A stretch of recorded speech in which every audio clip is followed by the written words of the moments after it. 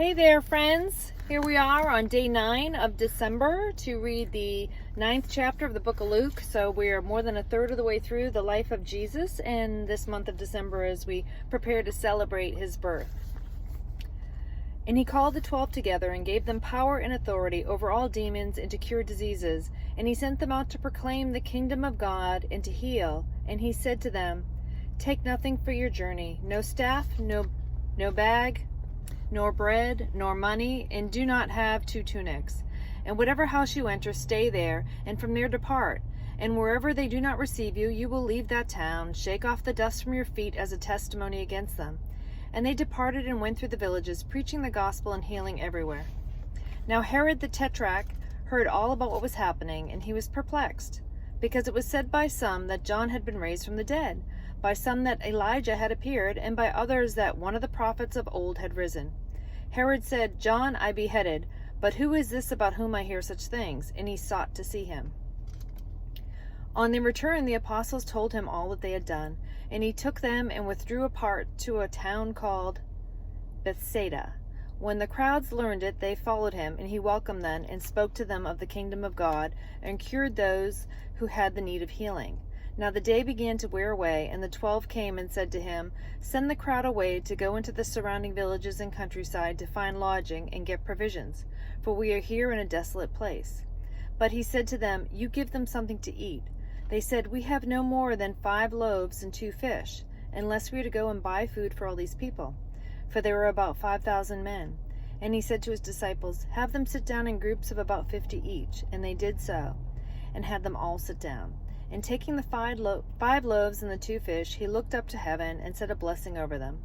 Then he broke the loaves and gave them to the disciples to set before the crowd.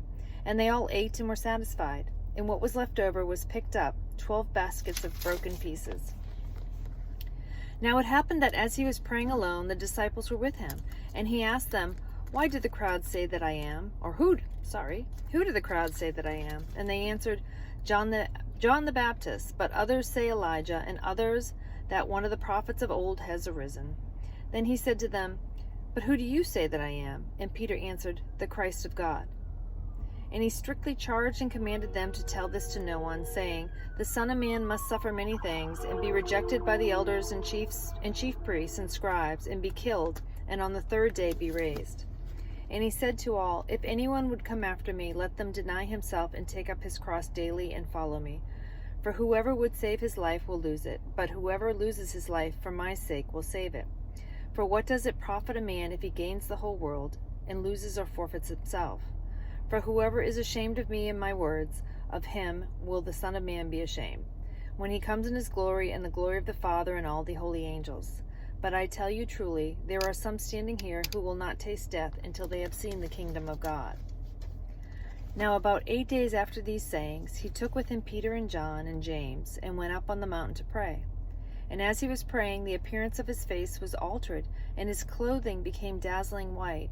And behold, 2 men were talking with him, Moses and Elijah, who appeared in glory and spoke of his departure, which he was about to accomplish at Jerusalem. Now Peter and those who were with him were heavy with sleep, but when they became fully awake, they saw his glory and the 2 men who stood with him. And as the men were parting from him, Peter said to Jesus, "Master, it is good that we are here. Let us make 3 tents, one for you, and one for Moses, and one for Elijah." Not knowing what he said, as he was saying these things, a cloud came and overshadowed them, and they were afraid as they entered the cloud. And a voice came out of the cloud, saying, "This is my Son, my chosen one. Listen to him." And when the voice had spoken, Jesus was found alone. And they kept silent and told no one in those days anything of what they had seen. On the next day, when they had come down from the mountain, a great crowd met him. And behold, a man from the crowd cried out, "Teacher, I beg you to look at my son, for he is my only child. And behold, a spirit seizes him, and he suddenly cries out. It convulses him so that he foams at the mouth, and shatters him, and will hardly leave him. And I begged your disciples to cast it out, but they could not."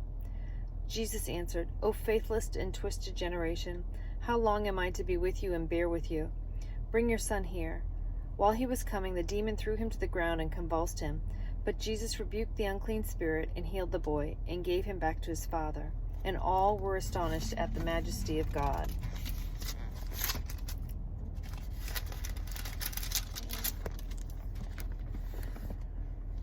But while they were all marveling at everything he was doing, Jesus said to his disciples, "Let these words sink into your ears. The Son of Man is about to be delivered into the hands of men." But they did not understand this saying, and it was concealed from them, so that they may not perceive it. And they were afraid to ask him about this saying. An argument arose among them as to which of them was the greatest. But Jesus, knowing the reasoning of their hearts, took a child and put him by his side, and said to them, "Whoever receives this child in my name receives me, and whoever receives me receives him who sent me. For he who is least among you all is the one who is great." John answered, "Master, we saw someone casting out demons in your name, and we tried to stop him, because he does not follow you with us." But Jesus said to him, "Do not stop him, for the one who is not against you is for you."